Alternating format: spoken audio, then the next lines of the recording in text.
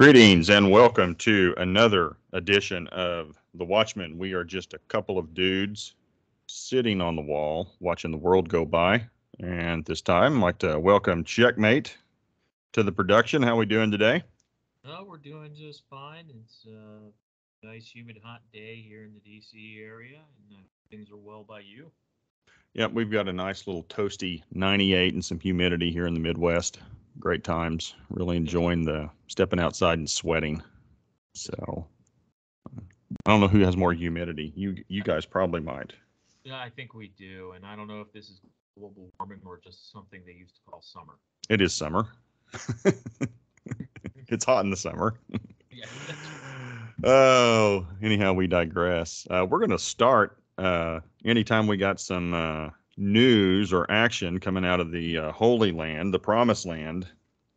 Specifically, we're going to take a look at the happenings that have been going on coming out of the Gaza Strip. And this has also kind of expanded today to I guess you'd say the outskirts of Jerusalem. And to provide a little context, today in Jerusalem, they are ending Tisha B'Av, or the 9th of Av. And for those of you who are not familiar, this is the saddest day in Israel's history. It came about, according to Numbers 13:14, from a lack of faith in God's word to deliver them the promised land as they were coming out of Egypt. We only had two guys who believed that, Joshua and Caleb, and the rest of nation Israel was placed under judgment at that time for a lack of faith. And historically, the two temples were destroyed and destruction took place on the 9th of Av. Also, those of you who are familiar, I've placed some things on paulthepoke.com in regards to this day. And they're wrapping that up today. Coincidentally, another sad day for the nation of Israel as they are having difficulties from the Gaza Strip. And for those who want some more detail from a modern secular standpoint, the Times of Israel has an article from many activists ascending the Temple Mount for Tisha B'Av, an act of defiance. And just the highlights: over 2,000 visit the holy site on Jewish Day of Mourning, commemorating the destruction of two temples in an act that seeks to demonstrate Jewish attachment to and control over site. And that's something that's been gaining steam over the last few years, is that you have more Jewish men who are wanting to ascend the Temple Mount. And I know, just, as we were talking about this before we started in our little meeting, you'd made some comments about how, as you watch this is kind of the kickoff of things for you in regards to current events, and just wanted you to elaborate on that, Checkmate, in regards to how you see this with Tish B'Av and where we're going. Yeah, my outlook on the Jewish calendar is not as secure as yours in terms of by the law what it means. And even though we are saved by grace, that doesn't mean we are completely released from the law. It still applies because there are people who believe Yahweh who are not, as we Christians would say, saved. And so the law is still a thing, and God gave it to humanity, and so it still applies to this day. And we're very fortunate to live in an age where I think the Lord is really sending us signs that He is still engaged and that the framework of the law matters for something. And so I had been wondering, once we had gotten past this time, and what you're showing right now, it took me by surprise when I saw it. Not only because it's when you play the sound, it's breathtaking to listen to that level of national unity while Israel's getting pummeled, but just how much the Holy Land figures into all of God's plans, and how much of a continuation it is, and how much of our national policy now manages to touch on that part of the world. So, and how intertwined our politics are. And so I had wondered, after today, was it politically going to be a hot August, especially when once again we're committing fiscal and monetary suicide, even today, with the Senate passing the spending legislation that they have. So I'm just wondering, in over the coming days until the High Holy Days, what can we expect to see unfold? That's an excellent point. And the thing that I've noticed, especially over probably the last decade or so, since I've been doing the website at Paul the Poke, is that it used to be you would just see events take place on the High Holy Days, and over time, these events they are events that are leading up to the holy days. And I think it speaks also to what Christ talked about, the birth pangs. As we get closer, these events will get more drawn out and more intense. And I think we're seeing that happening. And here we are loosely 6 weeks away, 7 weeks away, end of September, from Rosh Hashanah, Yom Teruah, Feast of Trumpets, and then going through Atonement and Tabernacles, which will take place and close out 14 days later from Teruah. And if I may, what you just said is gold about the birthing pains, that they are drawn out, they're more intense, they're more involved. You can see early signs of them, but you got to be looking for them, as you and I talked about. Being in the same room with a TV that is on a news channel these days makes me want to reach for the Delta Airlines vomit bag. Yeah, because they're not covering the stuff. They're not. They're just not. They're not even getting close to it. No. If they even touch it, the fact that something happened is about all you can really take to the bank. That's all you can take to the bank. Something happened. Yeah. So for those of you folks who are listening, if you watch the evening news, you might get 30 seconds on what we're getting ready to discuss in regards to the missiles flying out of Gaza, the Jewish response. We're probably going to spend a good 15 to 20 minutes talking about it, pulling resources from the region. Checkmate, I know you're still engaged in that part of the world. I mean, so the stuff we're talking about, it's real. And before this even started, this was on August the 5th. Defense Minister Benny Gantz approved a draft order of up to 25,000 soldiers in reserve duty for operational purposes. And this was before the Israeli response or initiation of activity even began. I know your thoughts on 25,000 people being called up for the IDF. Yeah, Benny Gantz has a reputation of being very deterrence oriented. He is not when it comes to military issues, the guy's not a scrapper. He's a big talker. And it's in that context that I and some of the people who I talk to kind of look at this, is that it was his way of throwing the Israeli general staff, throwing them a bone up front. Hey, I authorize you up to this many soldiers that you can pull on to duty at any time you want. It's compulsory service country, so that gives them a lot to work with. But effectively to the world, what it appeared was that Israel was ready to go to a full-up war status. To his generals, it gave them flexibility in terms of whatever response was going to be ruled by the government. But don't forget, this is kind of a non-government right now. I mean, Israel is set for elections, and the Knesset is not in, and so the government has only so much flexibility to execute the business of the country. And those elections aren't set to take place till, I believe it's November. Is that correct? Yeah, November. So it'd be one of those times, and I know we'll touch on this later. It'd be one of those times that if you wanted to mess with Israel for reaction testing, now's the time. Yeah, because that's 3 months from now. That's an eternity without, quote, elected leadership in place. And with that, this is just to provide some nuts and bolts about what's going on. This is, again, a tweet from the Israel Foreign Ministry. Operation Breaking Dawn is a response to a real and imminent terrorist threat on Israeli civilians, a terrorist threat backed by Iran, and that's absolutely key.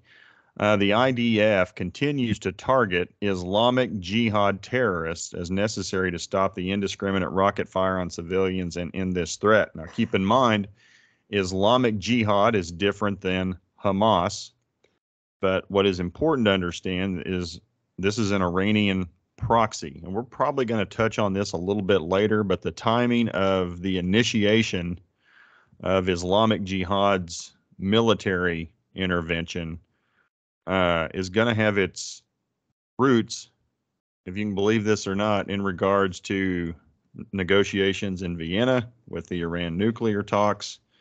You're going to have Russia, Turkey involved, and it's one big mess, but it's clearly being orchestrated. Iran is a key orchestrator in these events. And I know you have some thoughts on that. Yeah, as we continue on, you'll see that some operational highlights are sussed out on this particular operation, and there's a couple of things that the Israeli Defense Forces are very good for, and I tip my hat to them.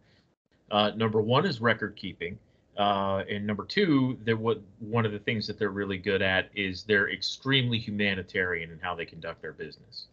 The cynic could argue that that is a result of them having been indiscriminate, but really, I think it's got more to do with the continuing elevation of faith as a component. Because don't forget that Israel was mostly settled by European Jews. A lot of them are post-faithful, and there's sort of a renaissance of faith going on in Israel, if you will. Hence the discussion about more men attempting to ascend and get back in touch and get nearer my God. So you see the Israeli Defense Forces, and we'll get into this later too, the Israeli Defense Forces don't get a lot of credit for how much pain they take in preserving human life, regardless of whether it's friendly or enemy. And just as a statement of record keeping, the Checkmate was talking about, for those of you, we're going to have links for all this stuff. If you want to click on these, this is from the IDF, and this is an operational recap. I'm not going to read all of it, but just to give you guys a feel for what's taken place. I mean, they start documenting this on August 15th, and they mark the exact time. And, for example, 4:32, IDF announces Operation Breaking Dawn. And then there's tweet 2, they continue this on August 6th, 3, 4, and they chronicle all the details up until, within the last 7 hours. And we got some other stuff that we found that provides more detail on these types of things as far as what they're doing. But this is an example of how detail oriented they are of letting people know, hey, this is when we did this, and we tweet this out. And they've got a record of it that's on the public for those who are interested in looking at it. So again, the link will be provided, and you can click on it if you want to follow it up, read it a little closer. Also, and then speaking to the humanitarian aspects of the IDF, radar tracking of the barrage of rockets fired by the Islamic Jihad terrorist organization in Gaza last night.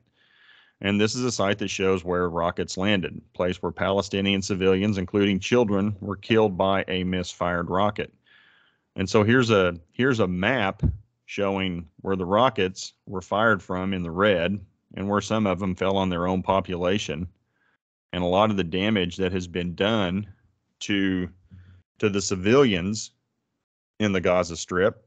It's friendly fire. And then Israel's conducting responses over here in the yellow circle. And I've also seen video where, they abort a mission where they see a civilian walking by a target, that civilian would be dead if they were to go ahead and complete the mission, but they pull back. Now we don't hear any of those things, and there's outcry. There's just massive outcry. Look what Israel did, and all these children that have been killed. And that's not to minimize that at all, but a lot of this stuff is, a lot of it's friendly fire. Yeah, the majority of it is, what is cynically called own goal in warfare, and I have some stats. I'll just read them off briefly, and it's kind of interesting that just as you and I are chatting about this very issue, the Iron Dome commander in Ashkelon, somebody sent a picture of they got a picture of the Ashkelon commander, or the commander for the Ashkelon Iron Dome defensive area, and she's hot. So just putting that out there. I mean, as we're talking, this guy pings me and says, "Here she is," and I'm like, "Whoa." But these numbers are a little bit old. Red alert has gone off on my phone since we've been chatting actually a few times.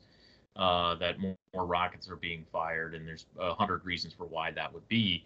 But they say this was as of about 4 o'clock today in Israel time.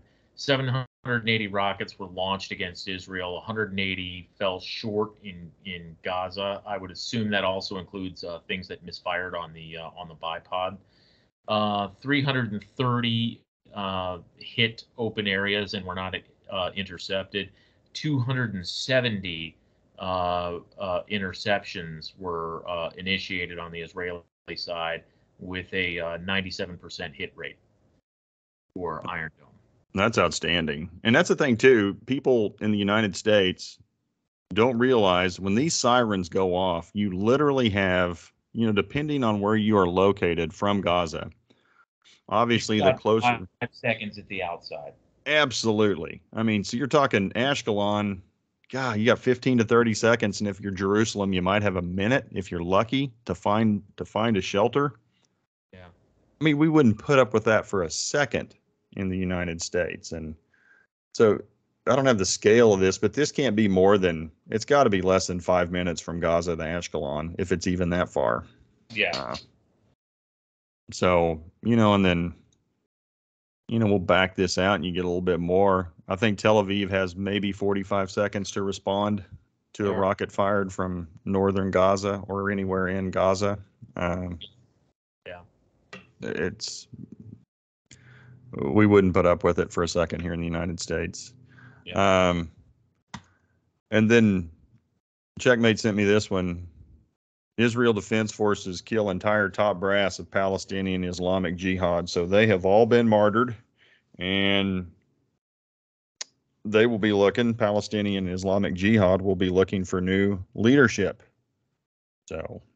And with respect to some of the seemingly rogue launches that are happening after the ceasefire period that we've apparently entered into, and I haven't checked, you and I have been chatting and now producing for about an hour, 50 minutes. I haven't looked to see, are the official positions of the Islamic Jihad in Israel that the ceasefire is holding. But when you have devastated the senior echelon of the Islamic Jihad security arm in particular to this level, it is understandable you are going to continue to get launches because you really don't have the command and control there to tell your guys to stand down and enforce it. Because Islamic Jihad, even though they call themselves a military organization, they're just a bunch of thugs and hotheads. And that's all there is to it. There's no real military discipline there whatsoever. So you have a broken chain of command over top of a bunch of thugs and hotheads who either didn't get the memo or refused to read it, that the fighting is under ceasefire right now.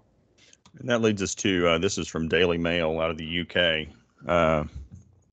Israel agrees to Egypt's proposal of a ceasefire after 3 days of conflict. Saw at least 31 Palestinians killed.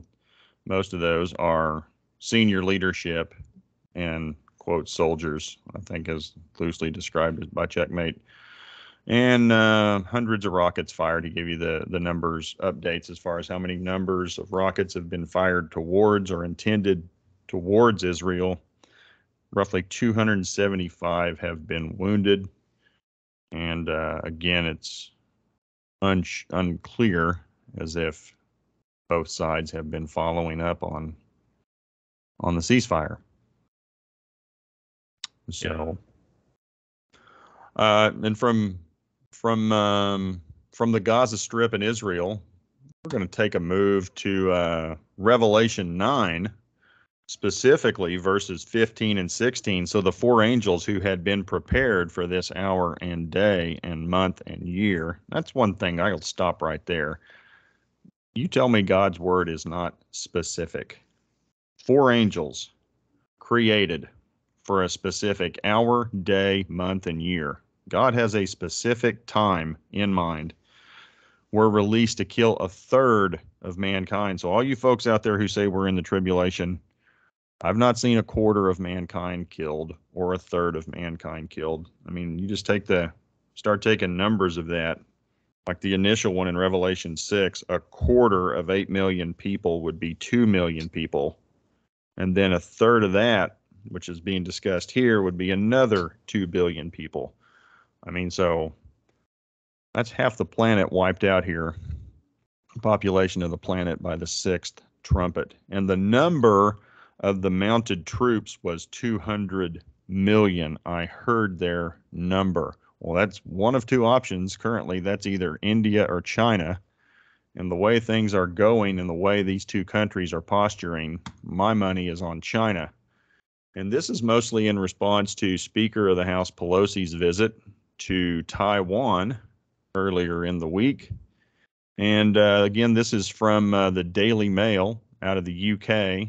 And initially, when I saw this, the first thing that hit my mind, how China could starve Taiwan into submission. And then when you take a look at this map, I mean, they have effectively surrounded the island. And that's the first thing I thought of, is like, well, crud, they're just going to starve these people out. And they've cut off supplies as far as sand for semiconductor manufacturing. No food is being transferred from China to Taiwan. And China is not allowing any exports of anything from Taiwan to China. So when you look at this, Checkmate, what hits you? What are your thoughts? What do you think the end game is as far as, what China's ultimate play is in this current situation? Well, the word around town was that the play on the part of China was going to be kind of an Anschluss at sea, if you will, that they would just start laying down de facto terms and sort of a ever constricting blockade. The old saying, you give them an inch, they take a mile. They were pulling something like this, these bounding areas that are in the light red to pink color, setting all these bounding areas to see what the response would be from the world. And really, it's been pretty limp-wristed, because my understanding is that with Pelosi gone and the live firing mostly having come to an end, the response was like a British police officer that doesn't have a weapon: stop or I'll say stop again. I think that they are testing boundaries, and they're probably looking for the right formula that permits them to patrol these areas and be able to enforce a blockade. But I think that the Chinese, under a scenario like that, the Chinese Admiralty would want an assurance that the U.S. Navy has been backed into a corner. And then here's another. You'd sent me this tweet as well. This is missile fire from the mainland of China, in some cases over the island.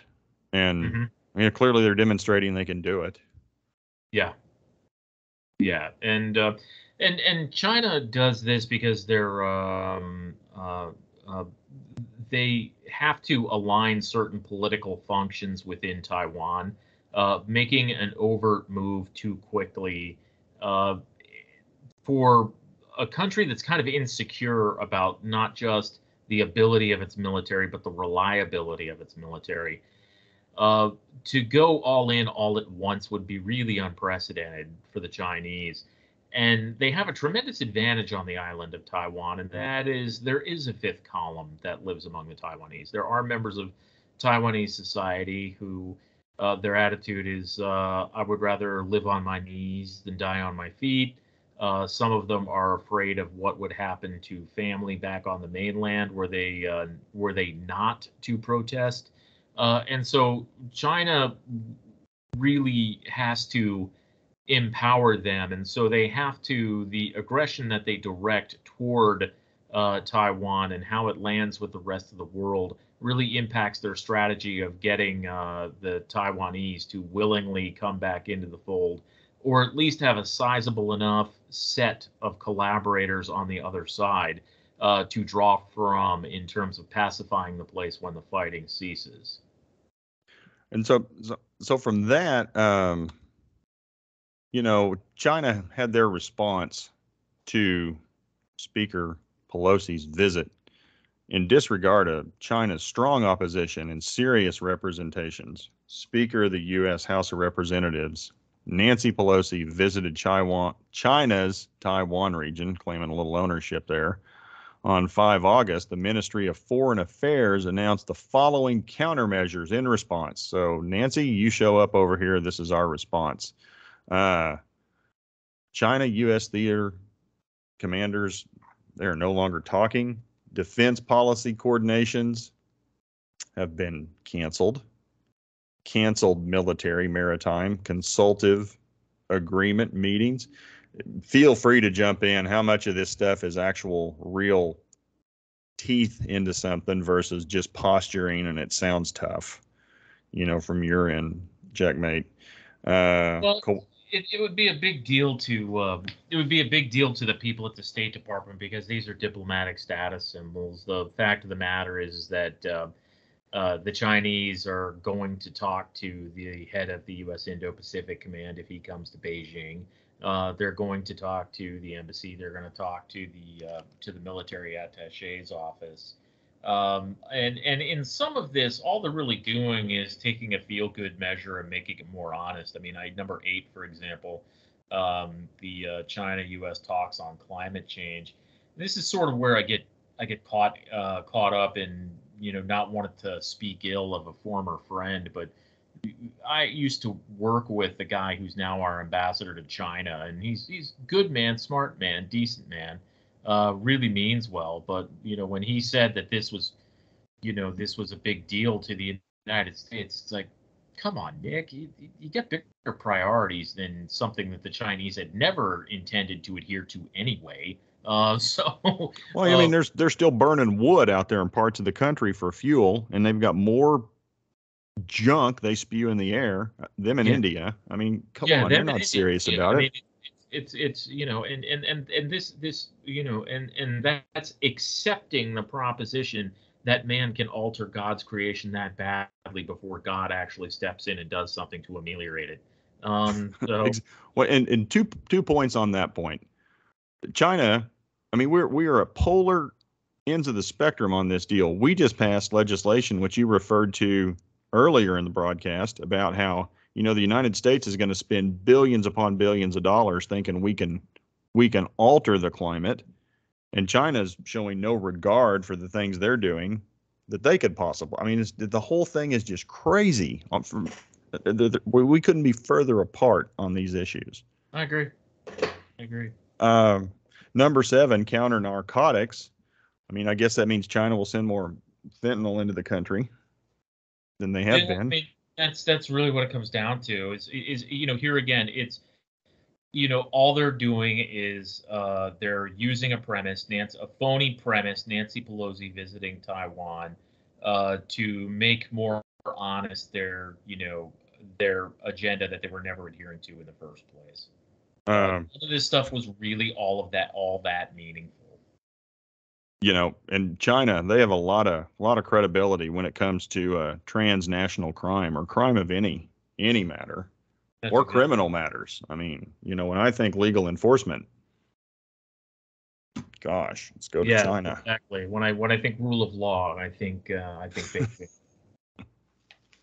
When I think humanitarian, I think human rights, Tiananmen Square. That's right. That's who we should turn to for our moral compass when it comes to some of these matters. Anyway, I find this laughable, but nonetheless, this is from the Ministry of Foreign Affairs in China.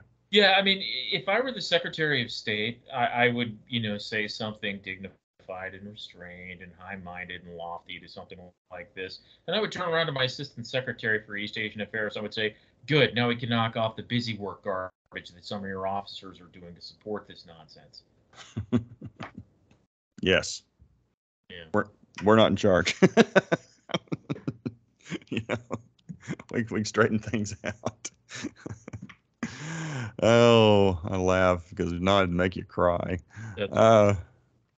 So we got that, and then Nancy goes over there and talks real tough about how we're going to stand with Taiwan. and we're all for Taiwanese independence and their sovereignty and their right to freely govern themselves. And then, as you refer to him, the resident of the United States says U.S. will not be intimidated by China, but reaffirms it does not back Taiwan independence. I mean, so we are sending such a confusing message to the world. Yeah. Yeah. And it's one of those things that the moment this thing creeped up, the idea that she was going to go to Taiwan, a president who was adequately processing things would have gotten her on the phone and said, "Look, why are you doing this? Why are you really doing this?" Well, it's kind of hard to imagine that there wasn't something deeper in all of this when Nancy Pelosi took her son, Paul Jr., with her on the plane.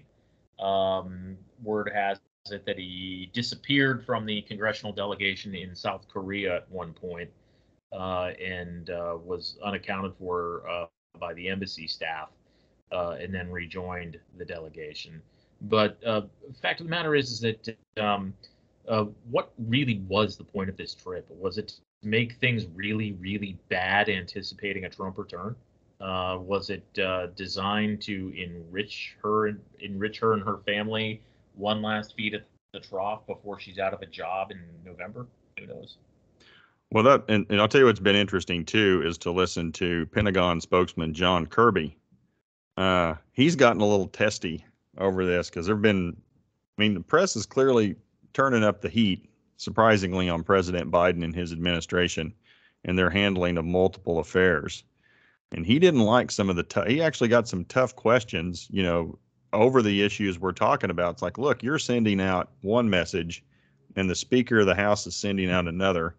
And he's trying to hide behind the fact of, well, we have three branches of government and they're all independent of each other. And he did not like it and called for, hey, remember, this is a place of respect. And we're going to be dignified with these questions. It's like, well, dude, you've brought this stuff on yourself. And I hate hearing that because I know his reputation from the Navy. One of my buddies was a Navy captain who worked with him, and that face that you see right there, Admiral Hair Product, as I call him, sanctimonious as all get out. He's not necessarily, as admirals go when he was one, he's not a screamer, but he's definitely the kind of guy who will talk down to you and put you in your place. And so he came out of the Pentagon. He chose up sides politically because it was the most expedient route. Now he's a card-carrying Democrat because he's gone to the dance and he's dancing with the girl that brung him. And, the fact that the entire edifice of the press just playing along with Democrat talking points is breaking down. So you're getting some flashes of the fact that the guy is all presentation and zero substance. And, frankly, you got to front load the fact that the Speaker of the House, if the Speaker of the House decides they want to take a trip to whatever country, they can do it regardless of whether or not the executive branch wants them to go, period, end of story. And that's what she did. Yeah. That's what she did. Yeah. And then, so, here we have our press being critical of, the lack of consistency within a Democrat Speaker of the House and a Democrat president. And then our press pointed it out. And then you bring this article, which I think is great. This is from the South China Morning Post. And your comments on where they are politically and how all this and how they want to, present things. I'm going to turn this over to you and get it. Oh, well, it's just screed on my part because when you look at the South China Morning Post, it's New York Times, Washington Post. It's like if China had its own deep state, this would be the leading pack of public liars. But they're so polite, they're so polished, so smooth. They do a really good job. It's just there's they feign criticality without departing from propaganda. And, Chinese military winds down Taiwan exercises, but tensions remain high in wake of Nancy Pelosi's visit. These are, the Chinese journalism majors who happened to study at Dartmouth, and they learned what might pass muster at a cocktail party in the Upper West Side of New York. And that's what you're hearing here is it's ultra smooth propaganda, but it makes you wonder, are they lying to us or are they lying to themselves in English, no less? about where this whole thing stands. And on top of that, it's an amazing break from the way it's being captured in Western media. I mean, you watch Fox News, which has become an absolute abomination, their newsroom. You watch Fox News, and it's we're going to war tomorrow morning at exactly 06:05 after everybody scarfs down morning chow. And you read the Chinese, by contrast, something like this. It's their muscular way of saying, "Hey, we're burned by this, and this isn't over, but we're letting it go for now." So this brings us back to the main point that I had at the beginning of this video: is that these days I don't even watch TV news at all, save occasionally I'll glance at Larry Kudlow or Maria Bartiromo in the morning, but that's occasionally. So you want answers, folks? You're going to have to look for them, and sometimes being able to read the tea leaves of what these people are saying to us, which is, this is the Chinese speaking to the English-speaking world. This is what they want you to believe. What they say to themselves is vastly more important. But I thought this was interesting compared to where the headlines are in Western media right now, how restrained and dignified this was. Well, and that's the thing. Like you said, we've trained these people. We've trained these journalists. They understand what it is that our press is trying to feed us. And they've pretty much mastered how to manipulate and present something that is, palatable to the American people, to the point it's like, well, these Chinese seem way more reasonable than what we're hearing about our own media. And that's right. And it goes to my point about, they're getting rather muscular towards Taiwan, and to an extent they're flaunting that. But this is exactly the kind of headline that they want to use to empower the Taiwanese. Is, we're burned by this. We think this was disrespectful. This is an open issue, but we're going to take the high road here. This is exactly the kind of headline, that fifth column I spoke about in Taiwan, that the Chinese really want to be able to draw upon. This is the kind of thing that resonates with those people, and we're missing the boat on that. Well, and as you're saying all this, I'm looking down here just below the headline, below the bottom right, and follow my cursor.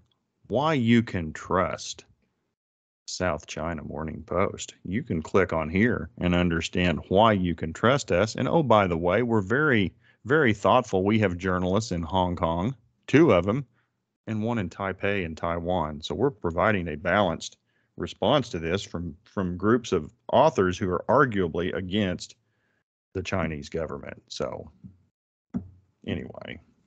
Yeah, they all they would have to do, and why you can trust us, is because we're not the Washington Post, and like, sold. That's right. And so we move from Revelation 9's 200 million army, and then just if everything else we talked about was not going on, all of this has been lost, what we're getting ready to discuss. And this is Ezekiel 38's gang. So we're talking about, Gog of the land of Magog, prince of Rosh. We're talking modern day Russia, modern day Turkey, and Iran. And the things that happened this week, they just got lost in the shuffle because China, Taiwan, Israel, and the Gaza Strip are just sucking all the oxygen out of the room. And we start with Ukrainian officials confirmed on August 5, Iran handed 46 drones over to Russia. Ukrainian government has already seen the use of these drones in combat in Ukraine. We had touched on this earlier that, Russia had sent some folks over to Iran back in June and July, surveying all these drones they had manufactured and had placed in a cave or an underground bunker. And here we are, 1st of August. Hey, guess what's being used over in Ukraine? Yeah. Go ahead. Feel free. And I think that the what's interesting about this is that the Iranians are handing drones over to the Russians, because that's where the Iranians have put a great deal of emphasis on remote warfare, so as not to get their hands dirty. And don't forget, and you and I think talked about this on a previous broadcast, a lot of this stuff, in terms of its reliability, how well it works, and getting the bugs worked out of it, have been battle tested in Yemen and Lebanon. So you're seeing technology that has been used in one form or another to go against the pro-Israel powers. It's been tested in combat in those two places, and now it's being handed over to the Russians. And the Russians are putting them to work, as the Ukrainians say. But there's one other thing. The Ukrainians are, there's many, many, many questions about what is happening to the aid that we're giving to the Ukrainians. Now, I raised this question back before this war even kicked off, that you give anything to Ukraine, it's going into the black market, or it's going on deposit into, the same 12 accounts in Larnaca, Cyprus, and I was called a conspiracy theorist. So, it's interesting, the dichotomy here is that the Russians are not just winning, but we're noticing that they're both bad sides of this fight. But the Russians at least appear to be the more honest of the two bad sides. And then, speaking of the two bad sides, we got this going on. UN's nuclear watchdog warns on Ukraine plant as Russia shells dozens of towns. The head of the IAEA raised grave concern about shelling at a nuclear power plant in Ukraine. And this power plant, I'll pull this up on the map. We'll scroll back here. We'll zoom in. We'll get Ukraine in. But this will give you an idea. I'm not even going to try to say it. Can you say that word? Begins with a Z. Yeah, I'm going to pass. And yet, if I heard it used in conversation from the days when I made attempts at Slavic language usage, I probably would pick it right up. Well, I'm terrible at that. I had to try to order at a McDonald's once upon a time, and what was the old Czech Republic? I couldn't even count in that stuff. Back to the shelling. And again, this is a quote from the IAEA Director General Rafael Mariano Grossi. I'm extremely concerned by shelling yesterday at Europe's largest nuclear power plant, which underlies the very real risk of nuclear disaster. So, I would just add at this point is that there was a big fire at this same place some months ago, and it turns out it was the Azov regiment that did it. So just, putting that out there. And the Azov group, that would be the, quote, neo-Nazi groups. Is that an accurate statement? They're pretty much largely neo-Nazis, but they're the most conspicuous neo-Nazi. Okay, and that's this group in this region here I'm circling with my cursor. They're in that very region. Yeah. Okay. So, and that's the thing too, we don't get a feel for that with our press. There are more than two groups getting after it in the Ukraine with each other. And this is a good example of it right here. So we got this going on, which to me makes no sense, and especially during the summer. If this wind's out of the south or out of the southwest, I mean, they're just going to be blowing nuclear waste onto their own people eventually. So it makes no sense why they would do this, why Russia would do this. But I digress.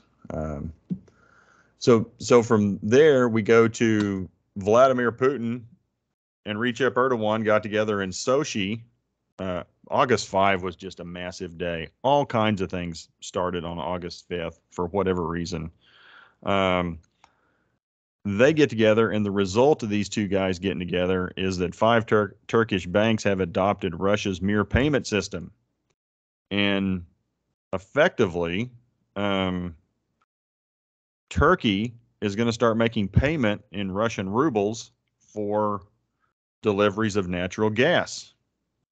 And in exchange for that payment, Russia has also provided much needed foreign exchange liquidity to Turkey by transferring billions of dollars. So Russia is getting dollars off their books to Turkey-based Rosatom for the completion of a nuclear power plant on the Mediterranean coast. So you scratch my back, I'll scratch yours.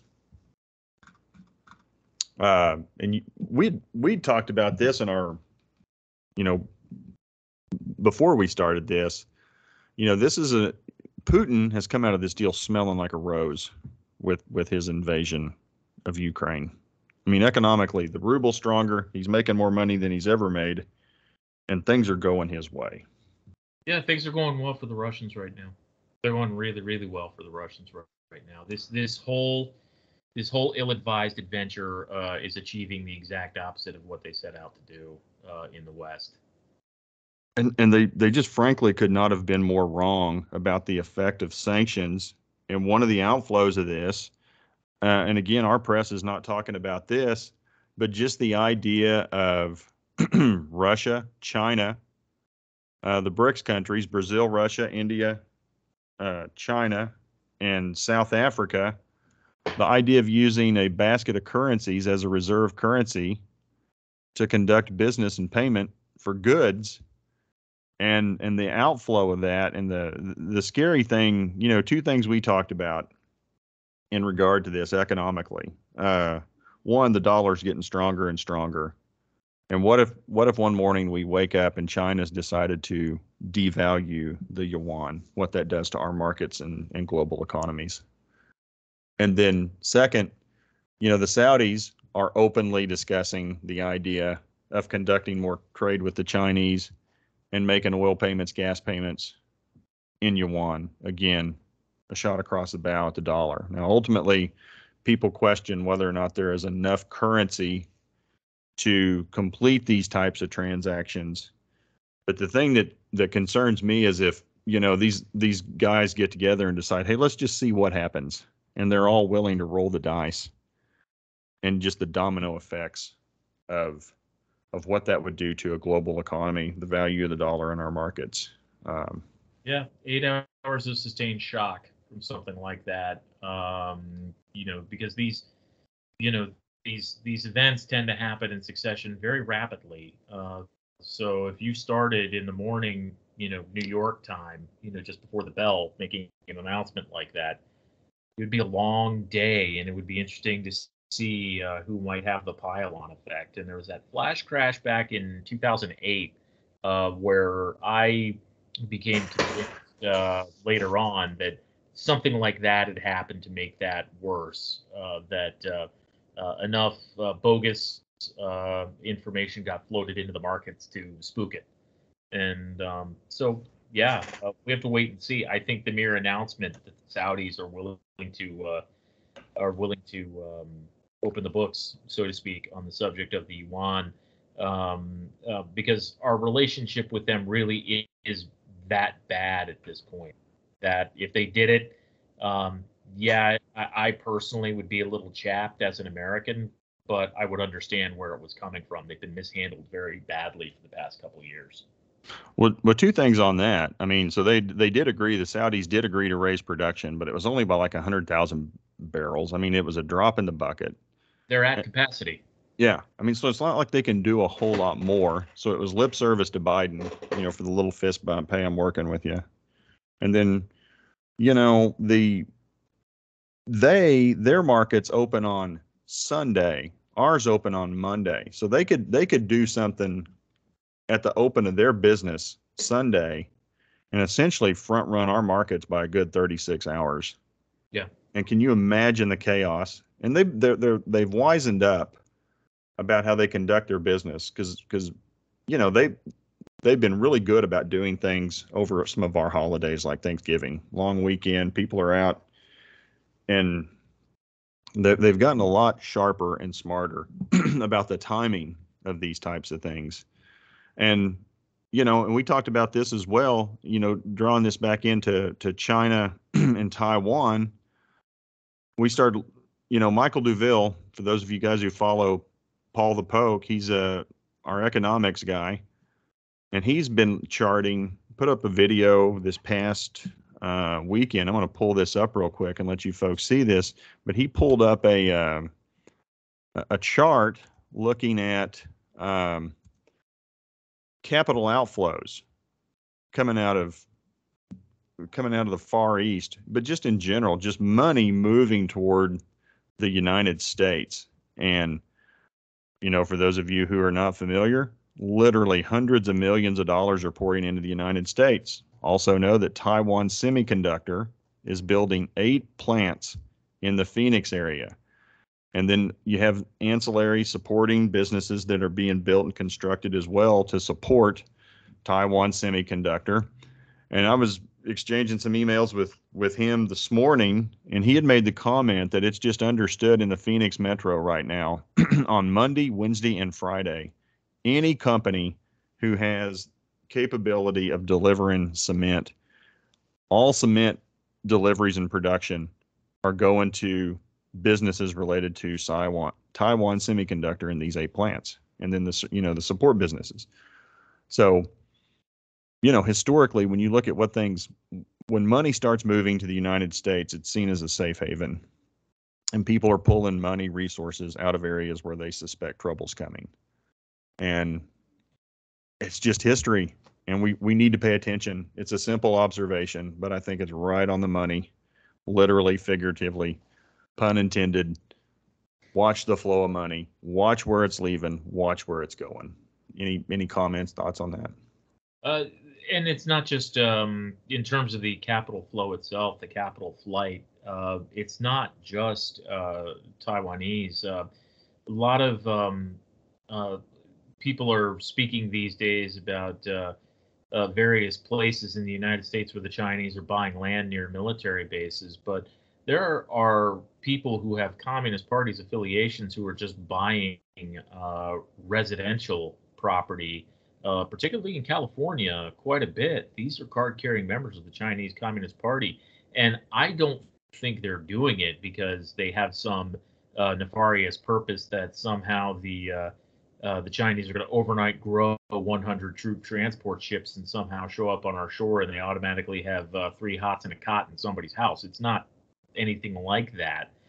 It is more that they are looking for a place to run to, because it's a very opaque market, the Chinese, and I think there are enough people who are in the apparatus who are seeing foreshadow of maybe the end is nigh.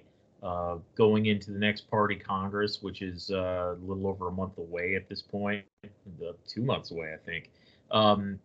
It's a lot of this elaborate dance around Taiwan, looking for a victory in the Middle East over the United States, transacting in the yuan with the Saudis would be ideal.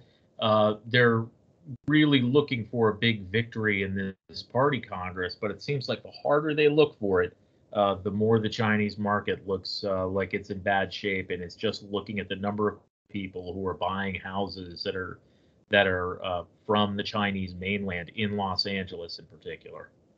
Well, and that speaks to just the Chinese idea of what wealth is. Here in the United States, we look at market capital, stocks, bonds, etc., equities as our display of wealth. In China, it's through real estate, and their real estate system is arguably imploding. I mean, if you just follow all the history in the news regarding Evergrande, and I've seen tweets like what you were talking about earlier. There was a guy related with the Communist Party, gobbled up a whole bunch of acres down there on the Rio Grande, just west of San Antonio, down there in the Big Bend area. So it completely speaks to what you're talking about. You're seeing this stuff all over the place, and with the Chinese, this whole issue. Then in the backdrop, while all this is going on, everybody's back off to Vienna again for the Iran nuclear deal. And now all of a sudden things look wonderful. And at the same time, while these negotiations were reinitiated, you had the leader of Palestinian Islamic Jihad. He takes a trip to Tehran to get his marching orders. And so you can see again how all this stuff is interconnected. And this was one that you had spotted and had brought up. And now, as I understand it, it's like all of a sudden things look positive. It's very bizarre. Yeah, it is, because it was looking pretty glum while the discussions were going on in Doha, Qatar.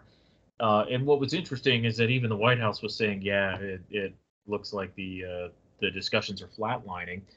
My thinking is that because this happened just a little bit before PIJ sent a delegation, Palestinian Islamic Jihad sent a delegation to Tehran. This happened only in a couple of hours before they would have left to go to Tehran.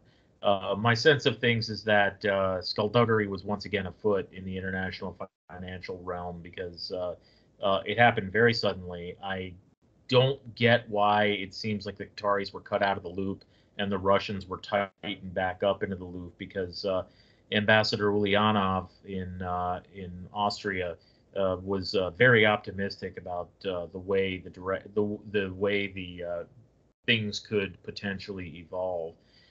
And amid the backdrop of all of this, the Russians and the Iranians in the Caspian Basin have really tightened up their relationship even further. I mean, they're really looking to make the Caspian Sea much more of a main trade route between the two countries. I have reports coming out the yin yang of which companies are actually involved between Iran and Russia, and it's interesting because it looks like Iran is going to do the majority of the shipping. That it's going to be their Caspian fleet that is going to do the lifting and shipping from both sides. There's said to be 16 decent-sized bulk cargo freighters that are just going to that's going to be their job. They're not going to sit idle. They're just going to run back and forth between Russia and Iran, and so it's interesting that negotiations broke off in Doha and went to Austria, and it seemed like with little to no warning. When you can see this route that you're talking about right here, like here's Tehran, southern Caspian Sea, and then all of this is Russian shore up here on the northwest part in the western part of the Caspian Sea. Yeah. So they could I'm sure there are ports here in any of these three cities. A lot of fishing there, but the big port is actually on the north end. But so yeah, right there where I think that's the Volga River terminates. So, oh, okay, I got you right there. Yeah, right in that area. So yeah. Anyhow, take that for what it's worth. I mean, the fact that they showed up in Vienna and that Ulyanov was the one who appeared to take the lead on behalf of the Iranians, it just goes to show that once again the Ezekiel angle kind of reemerges again. Yeah, because we've spent the last few minutes, and all three of these main players, Russia's coordinating with both of them, and it's becoming ridiculously clearer. Russia's in charge, and Turkey's making economic concessions to Russia, and Iran's making economic concessions and arms deals to Russia. And, it's just a matter of time before they decide, hey, let's go get Israel. And they're all involved. They are all in Syria. Every single one of them in Syria doing stuff in Syria. So that move south is not a stretch. And here's Ulyanov's comments you were talking about. We stand 5 minutes or 5 seconds from the finish line. 3 or 4 issues left. Sensitive, especially for Iranians and Americans. Like, how much money are we going to give you? So, that's basically all it comes down to. But the impression is we are moving in the right direction. And so we go from that. And again, inflation watch, food inflation watch. We go to, this is from Wall Street Silver. Food inflation in Lebanon has increased by 332% compared with 2021. And this is growing around the planet, food inflation. I mean, we're obviously having some of that here in the United States, but it's nothing compared to, I think we got 10 countries here across the world, and the list of countries, growing at inflation rates of over 30% is growing. There are more of them with each passing month. And we have yet to feel the full effects of not being able to harvest wheat in Ukraine, and then the distribution of wheat, because countries are keeping the wheat for themselves to feed their own populations. And then we got all this nonsense with nitrogen and fertilizer in the environment. So the amount of food available is going down. And I don't think that's been fully realized yet. And I suspect we'll start to see that creep into our world. And I think food prices are dramatically different 4 months from now when we get closer to Christmas and the holidays of what that looks like. So we will keep watching this. I know we've talked a lot about it. Lots of other variables. We have all these food processing plants that mysteriously catch on fire. We talked about that as well. Is what it is. The previous Watchmen people, it's a problem. There's like 110 food processing plants that have taken hits. And I know we're a broken. We just keep repeating this over and over, but I can't emphasize this enough. I mean, food prices are going. I mean, the Bible tells us, John tells us in Revelation 6, at some point, a day's wage to feed your family. Well, I guarantee you that is the case in Lebanon, and we're getting close to that in Turkey. It's a big deal, and people are already, struggling to make ends meet for just basic foods in a place like Lebanon.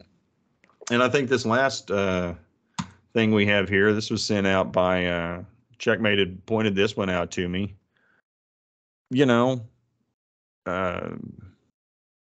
Draghi, his first name's escaping me right now, but is he the prime minister of he's resigned. He's resigned now. Yeah. Okay. Resigned. So he did resign. Okay.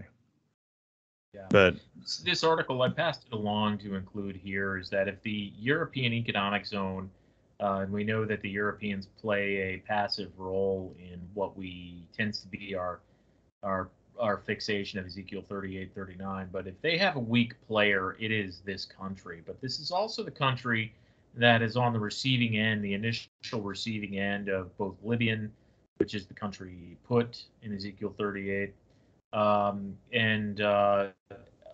Israeli natural gas. They have a strong conservative populist sentiment that is brewing in the country right now. And I sort of sent this article along to draw people's attention to it, is that even though it's written by a left-wing European, I think a Brit based on the use of language, it's worth reading for a couple of reasons. Number one, keep an eye on this spot. If there's one main player European country that is weak enough to destroy the entire corrupt enterprise of Brussels, it's probably Italy. Through nobody's fault in particular. It's just the way things have settled out. But the other thing is, it's worth keeping an eye on because of the energy routes and where you and I, Paul, have discussed Ezekiel 38 and 39 and the riches that come out of it, and the central configuration of natural gas in that, and Italy being essential in that supply chain. They're effectively will be like the hub of reception for the distribution of gas to the rest of Western Europe. Is how that looks to be playing out at this point. And then also, from the standpoint too, here's this guy. He just resigned, best known for saving the euro. Well, the euro is crashing right now versus the dollar, and they are now essentially $1 equal €1, maybe. But if you listen to some of these economics folks, some of the technical analysis, looking at the euro, some people think that could go to 80 cents on the dollar. I mean, that's another 20% fall from here, which would just be crazy what that would do to global economics. Our dollar would get stronger and stronger, and then inflation in Europe would be a runaway freight train like you can't even begin to imagine. And then you combine that with Russia cutting off gas to Europe, and they don't have gas to produce electricity. It's like already electrical rates and gas rates are just exploding higher in anticipation of what's coming this winter. And discussions about how often you should take a shower, if you can use hot water, etc. I mean, it's just crazy talk. We can't even begin to imagine, but that's what these people are looking at coming up this winter. So definitely worth following. Yeah. And that kind of concludes things going on since August 5th. I mean, everything we've talked about essentially started Friday. And here we are two days later. That is 2 days worth of news, what we just covered And this is massive. I mean, any one of these stories would have been a big deal in and of themselves 5 years ago. And look at the ground that's being covered. And again, we're just picking the low hanging fruit, if you will. We didn't talk about some of the skirmishes happening in the Balkans, things going on between Kosovo and NATO, threatening to stick their nose in the middle of that and intervene. There's a lot going on. Armenia and Azerbaijan. Yes. The things that are happening down in Latin America with respect to impounded airplanes that used to move the IRGC around in Buenos Aires. I mean, there's a ton going on in the world right now, and we just wanted to give you the points that we think have some biblical significance to them. Absolutely. And in closing, is there anything else you wanted to share or communicate? Nope, I'm good to go. All righty. Well, we appreciate everybody taking the time to listen to this edition of The Watchmen. Again, we're just a couple of dudes sitting on the wall watching the world go by. And we've talked about this. If at some point they were to have an Iranian nuclear deal signed, we probably are going to spend some time talking about that, the history of that, and pending the specifics, some analysis commentary in regards to some things we may anticipate from what the agreement is. But until that happens, we'll sit tight. If it happens, really no need for it to happen. The Iranians are getting whatever they want except for some more cash. And with that, we'll close out. Appreciate you guys following along and listening. Till next time. Thanks. God bless, gang.